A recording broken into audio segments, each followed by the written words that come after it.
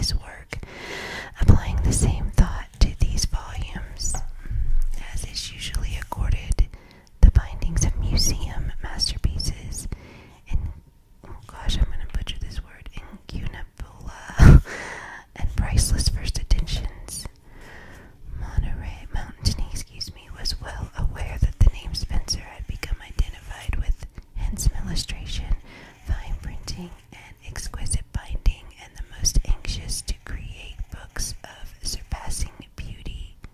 The Spencer Press is named in honor of and as a tribute to the memory of William Augustus Spencer, the son of Lorillard Spencer and Sarah Johnson Griswold. Spencer was born in New York, was educated in Europe, and made his home in Paris, frequently visiting the United States. Spencer became an inveterate book collector, specializing in the French bindings. He soon became a patron of the fine binders of his day, and his collection, now on permanent exhibition in the New York Public Library, is rated as one of the finest of modern collections. Unfortunately, Spencer perished in the sinking of the Titanic in 1912, cutting short a career of great promise. The books collected by Spencer were mostly 19th century works. These volumes represent a definite advancement in many spheres of book production. The authors, publishers, printers, engravers, and bookbinders are all representative of what is modern in their several arts, for Spencer was a true collector who insisted upon a high state of perfection in every creative phase of the bookmaking art.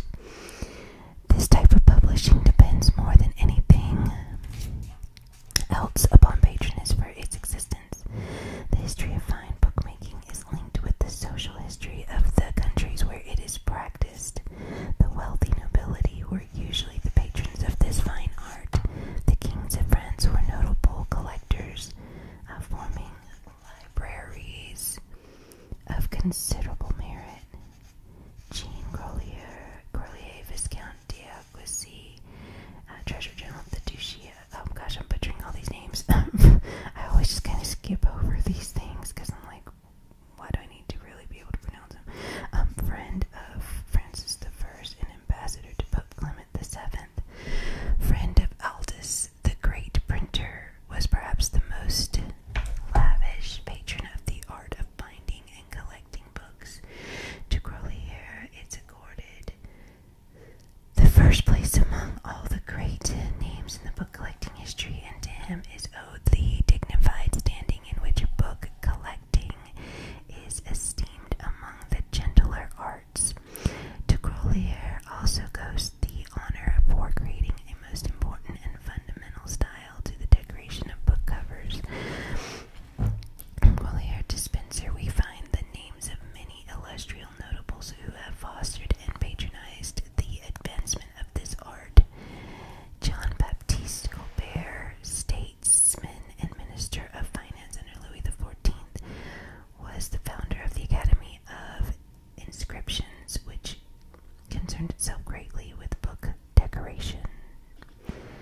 Then there was Mazarin, Italian and French cardinal and statesman, who founded one of the great libraries of the world, which bears his name.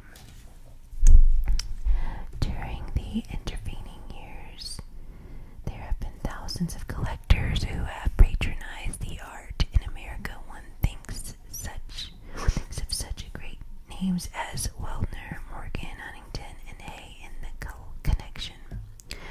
Such affluent patronage has given aid to many different interpretations of beauty. Books have been handsomely bound in paper, in wood, in parchment, in cloth, and in fine leathers. They have been inlaid with materials of contrasting colors, hand painted, encrusted with rare, valuable jewels. They have contained